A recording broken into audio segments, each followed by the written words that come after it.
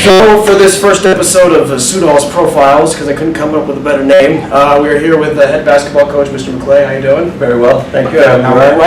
Thank you.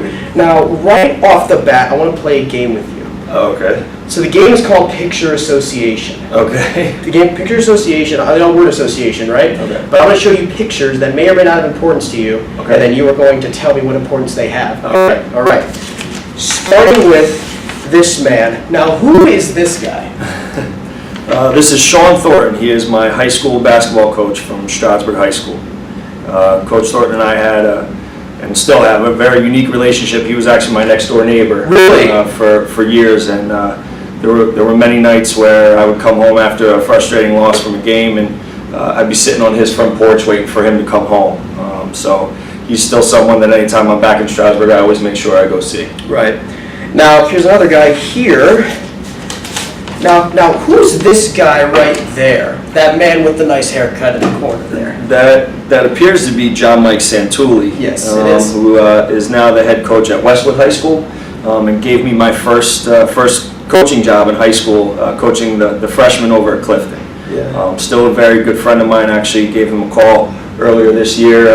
Wanted to pick up some pointers for a 1-3-1, and he had no issue, staying on the phone with me for over an hour, just Right. giving me pointers on everything. And now the last Picture Association picture is, now, who is that, and what effect did he have on your life? Because you were primarily a football player in high school. Yeah, actually, well, but believe it or not, Ryan, I was actually a soccer player in high school. Really? This is Fred Ross, who was the football coach at Stroudsburg High School for 42 years. Doug, I'm well aware that you were a soccer player and that you also were a three-time all-league pick in soccer. You're a three-sport athlete. What was that like? It was great. It was fantastic. I got very lucky all throughout my athletic career. I've been very, very lucky to have people who have gone out of their way to give me opportunities. Coach Ross was one of them. My dad was actually the high school soccer coach at Stroudsburg. Oh! And we were sitting in the stands of our Thanksgiving Day game against East Stroudsburg my freshman year, as Joey Hull, one of the offensive linemen, ran out to kick an extra point straight on, and he missed it. They wound up winning the game, but he missed that extra point. My dad turned to me and he said, "Do you think you could do that?" And I said, "Yeah." So that spring, my dad went and talked to Coach Ross. He went and got a bag of 6 footballs, and all of that spring and summer, we went to what's now Ross Stelgaita Stadium and spent the summer kicking extra points and field goals and working on it. And his wife was actually the athletic director, and really worked to make sure that our schedules didn't conflict. And I actually played. Unlike you cannot do that in New Jersey. I played soccer and football during the same season. Get out of here. What was that so- like? Like I can imagine doing the juggling between the soccer Yeah. and school. 2 sports and school. Yeah, it actually, again, was something that worked out really well. Our practice fields were right next to each other. So I would start at soccer practice. My football coach would blow a whistle and they'd yell to me to come up. I'd run up, we'd do kickoff, run down, do extra point, turn around, do punt, and I would run back down and finish soccer practice. I can't imagine ever doing that.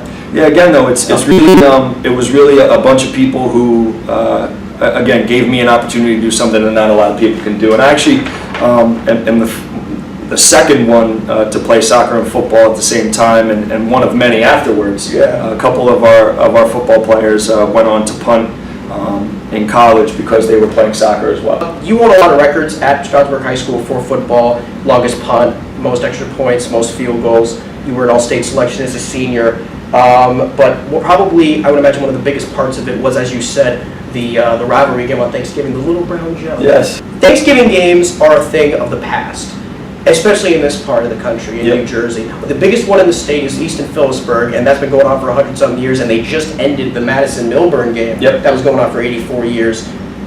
What was it like playing on Thanksgiving as opposed to all the other Friday nights? Those games are always rivalry games, right? So they're usually people. There's a close proximity to those towns. The kids see each other, all the time. I'd say it's a lot like the Hills-Knowles rivalry in that respect. Which also used to be on Thanksgiving, yeah. Just on a different date. The Stroudsburg-East Stroudsburg rivalry was one again where that same year I was sitting in the stands watching Jermaine Green run all over East Stroudsburg with 5,000 to 8,000 fans each year watching these games. And it's one of those things that growing up you can't wait to be a part of. I'd imagine very much like Coach Sable has these guys growing up watching the Knowles Hills rivalry, Right.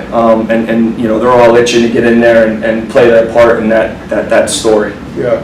And then you went to college. You went to University of Massachusetts Amherst, Yes. and you started going there as a punter.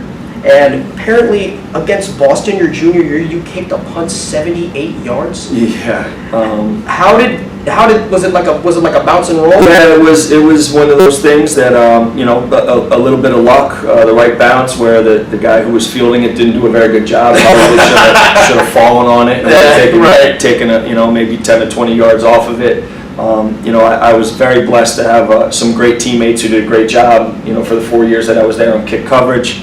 But yeah, it's one of those things that some of the records I don't like to have. It's never. Yeah, I was about to say when you have the most punting yards. That's one you don't really want. But it was a 4-year experience for me that I wouldn't trade for anything. Right. And then you started playing basketball, and it all started with an ad in the paper. Yeah. So when I went on my recruiting visit, I went to 2 recruiting weekends during that time. I went to Rhode Island and Massachusetts a couple days apart. Mm-hmm. When I went to URI, I sat down and spoke with their head coach and just said, listen, the only thing that I ask is that I get an opportunity to try out for your team. I don't know if I'll make it, but I just want an opportunity. And he actually laughed. Oh my gosh. And said, kid, you might think you're pretty good, but you're not good enough to make this team. I don't think you understand how good we are. Yeah. So I went the following day and actually watched UMass play Rhode Island at the Providence Civic Center, and UMass mopped the floor with them. And then the next couple days, I went to UMass and stayed over there. I said the same thing to Coach Hodges, who was the football coach at the time. I said, I just want an opportunity to be able to try. So if there's an open tryout, I just want the opportunity to go and give it a shot. And he said, absolutely. He didn't even bat an eye. He said, you'll have that chance. And then the next day, got to watch UMass beat Temple on a last-second buzzer beater by Mike Williams, and I was sold right then and there. I knew where I wanted to go. I went through the first part of my freshman year in football, and Kerry Taylor, my teammate, saw a little teeny ad at the very top of the Collegian up at UMass. That said, open tryouts at the Mullins Center. It just so happened to be right in the middle of our practice for football. So I went to Coach Hodges and I brought the newspaper to him. And I said, Coach, the ad's in the paper. I'd really like an opportunity to go. And he looked at me and he said, no, absolutely not. And I said, Coach, I sat in this office, in that chair right there, and you told me that if I came here, I would have a chance to do this. And he thought for a couple seconds and he remembered the conversation. He said, you know what, you're right. He said, go ahead. So I went to practice that day. We did all our special teams early again. Another person who really was accommodating, giving me an opportunity to go and chase my dreams. It was always something I wanted to be able to do was play basketball in college. And right before I left, he said, Andy, what they called me in college. He said, don't come back if you don't make it. So kind of gave me a little bit of a ribbing. I left, and there were 75 other kids there, all trying out for one spot. They pared it down to 9 of us to play 3-on-3 at the very end. They called us all in, and they said, all right, we're going to be giving you guys a call to let you know what's happening. Yeah. And I said, what time are you going to call? I have football practice. And he kind of looked at me. He goes, he said, you play football? And I said, yeah. And my thing, right then and there, I knew that I at least had a chance, because if they weren't thinking about keeping me, they would have said, yeah, kid, whatever, go to your football practice, who cares? Oh, yeah, good point. Yeah. So the fact that they were at least, curious about the fact that I was playing football, I think helped me in the long run. Yeah. And now that freshman year, you guys went to the Final Four, but you only scored 1 basket in your collegiate career, and I have here the box score. Yes. That game when you scored that basket. Yep. Right there, Eddie Maclay, 1 field goal, 2 points. 1 for 2. 1 for 2. Yep. The big thing with that is everyone would always say, and even my coaches Yeah. would say, why don't you get in there and just start chucking it up? And it goes back to my high school coach, Sean Thornton, and even my 8th grade coach, Bill White. You're taught to play the game a certain way, and you're taught to play the game the right way. Selfless way. The selfless way, right? The open man gets the pass. And if I'm being guarded or I'm not in a situation where I think I have an opportunity to score, then it's the next guy's opportunity to do that. Right. So, and your first game, you played in this game, even if it was for a short time. Yes. It was national television, Yeah. prime time, Dick Vitale basketball game. Yes, sir. What was it like from going from the football guy to a guy who got a spot on a basketball team, even if it's like a small role, but still you're on national TV? Yeah, it was amazing. It was amazing. It was one of those things, and I had a real hard time in the beginning of my freshman year. I was actually very homesick.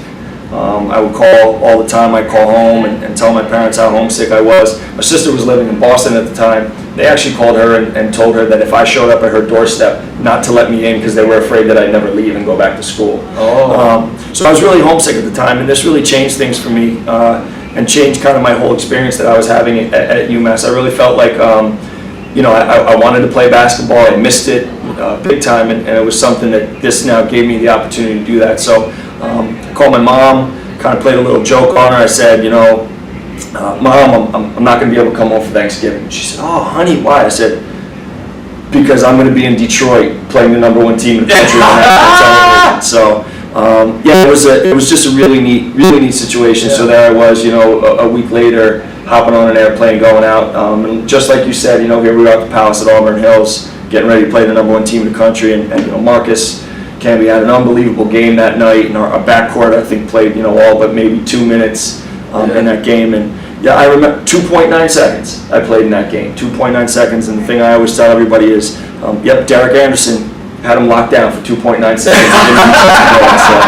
I didn't have the name on the back of my jersey. I had walked onto the team in such a short time. You didn't have a name on the back of your jersey? Actually, for the whole season, I didn't have a name on the back of my uniform. The funny thing is that I found that game, they had that whole game on YouTube. Yes. And I was going through and trying to look for you and trying to see your name, but there was no name. No name. No name. No. And then in your senior year, you started at least one game, which I have a picture of, the interface on national TV. Yes, sir. Of you starting that game. Yeah, I was very, very lucky. The situation that I was given, the opportunity I was given, not only by Coach Cal, but also by Bruiser Flint, who, when Cal left and went to the Nets in the NBA, had no reason to keep me, but did for another 3 years. And so, my joke to him is, he was really holding me back, that we were undefeated in any game that I started. I think he really missed an opportunity and should have been playing me more. Right. But the fact of the matter is I really wasn't good enough to play at UMass. I got really lucky. Again, I think that having coaches like Bill White in my 8th grade year, and then having Coach Thornton in high school prepared me to accept my role that I was given on that team. And show them that I knew what I was doing out there, that I understood the game and I knew how to play, that I was coachable, that I was someone who would do whatever it was the coaches asked of me. Right, exactly. And there I am, my one game that I started. This is actually my teammate Larry Kettner. Larry was a player who and a great teammate who actually passed away at the age of 38 of colon cancer. Real shame. He played in the NBA for a couple years, was drafted by the Chicago Bulls. Far too young to lose him to something like that. Exactly. Yeah. So. Yeah. Now, you played with Marcus Camby. Yeah. I have to know. Yeah. Did you still keep in contact with him as I saw Marcus not too long ago when Coach Cal had his name retired into the rafters at the Mullins Center. Funny thing, I was watching SportsCenter that morning, and all of a sudden I see, that's Mr. Maclay. Yeah. I was very it was intrigued. It was an exciting day. It was an exciting time. I mean, it's we had Derek Kellogg, who was the coach, who was actually wore number 14 before I did for UMass. Okay. Was the coach, and to be back in the Mullins Center with all those guys was just a really great experience. They built a brand new practice facility up there for the basketball team, which is absolutely beautiful. So to be up there and be able to see Cal and see all my old teammates again was a fantastic day. Now this next question is kind of steering away from you personally, Okay. but this has to do with Coach Cal. He's one of the most legendary coaches of all time. Currently coaching in Kentucky. He has become notorious for the concept of one and doneing. Yeah. What is your opinion on that? I mean, As a concept, not him, but as yes. a concept in Yeah, general. I mean, here's the thing. I think the whole situation where you're essentially telling these kids that they are not allowed to go and get paid potentially millions of dollars to go and play at a university which is going to make millions of dollars off of them. Yes. I don't know of another profession where you are limited in your ability to make money off of your skills. Exactly. Right. And so, what Cal has done is he's way ahead of the curve. He saw this thing Definitely. way before anybody else did. Five new guys every single year. Yeah, Single year. And really saw it well before anybody else did. And really, it's hard because people who don't know him, people who aren't in it, can't imagine that he cares about his players the way he does. And I think probably the best example I can give of that is when he was at Memphis, they were playing Syracuse. Mm-hmm. And I called one of my former coaches who was coaching with him, Tony Barbee, and I asked him if we could come down where they were shooting around at the New York Sports Club in the city before their game at the Garden. So I got there, I showed up, I went in, and I hadn't seen Cal in a couple of years, and when they were done with their practice, I kind of walked over across the court, and he looked up, and I put my hand out to shake his hand, not knowing if he was going to remember me, or it had been years, and I was a walk-on. He didn't sit in my Exactly. He didn't sit in my house and recruit me. I wasn't a five-star recruit. But I'll tell you what, I put my hand out, he grabbed my hand, he pulled me in, he gave me a big hug. That's Awesome, man. And I'm a walk-on, right? So if he's like that with me, you can only imagine the type of relationship that he forms with these guys who he recruits as sophomores, juniors, and seniors in high school, and then has under his for 4 years, and now a lot of times just for one. Now, which were you happier playing in college? Were you happier, maybe your experience? Yes. Because your basketball, as you Yes. said, was a limited role. Were you happier, basketball or football? Yeah, well, like I said, I think they kind of go hand in hand for me. I was really uncomfortable in the beginning of my freshman year. Again, I was very homesick. Yeah. I didn't really feel like football was what I was supposed to be doing, that I should have been playing basketball, even if it was a Division II school somewhere, just that's what I was supposed to be doing. The excitement and the opportunity to go, the places I went to Hawaii twice. I got to play in the Georgia Dome twice, got to go to Alaska, things that I never would have had an opportunity to do had I not been in the type of program that UMass had at the time, Exactly. which was a national program. You can't play football in Hawaii. Yeah, really. yeah. You're a double-A team. Yeah, it wasn't a whole lot of that. So, certainly that. But the friendships that I made, with our football team, we still get together at least once or twice a year. They're really like family members, and again, just the opportunity to be able to go and see the things that I saw through basketball, meet the people that I met through basketball. Really, so I don't know if I liked one more than the other. I certainly enjoy playing basketball more than punting. It's certainly a limited role. Exactly. Yes. Either way. Yes. But then again, my role was pretty limited in basketball as well. I was kind of just a practice dummy running around out there trying to give our guards a hard time. So. Now, I have one more thing to show you. Okay. If you could tell this guy in this picture one thing, what would you tell him? Oh man! All right. So this picture, all right, that picture right there actually has a really funny story with it. And you'll love this, and I'm sure anybody who watches will love it. So one of the things I started doing, and don't ask me why, was I guess my sophomore year, after my sophomore year in football, maybe it was my junior year, but I started dyeing my hair yellow, not blonde, stark, bright yellow. See how you look now. It's very So this picture, believe it or not, is my head on Mike Babel's body.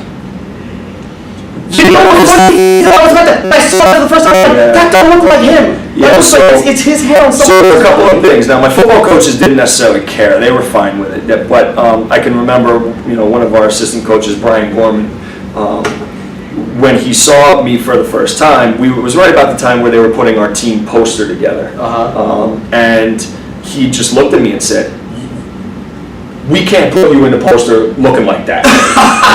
And so one year I missed the team poster because of it. So whenever our football season got over with, I would have to shave my head and kind of grow my hair, what little hair I had back. So that actually, believe it or not, is my head on Mike Babel's body, superimposed. So where did the headshot come from? To be honest with you, I'm not quite sure. Could be from a football picture from before or something like that. But yeah, that's actually what that is. And that is your. I'm not proud of it, Ryan. That is your official team picture. And that's what happens when you dye your hair yellow. So if anything, the parting message is, kids, don't dye your hair. Don't dye your hair yellow. If you want to be a basketball player, a lawyer, anything, do not do that. Don't do that. Exactly. Absolutely. Yeah. Well, with that, thank you very much for joining me. Absolutely, Ryan. Thank you very much. Appreciate it. Thank you very much. Thank you.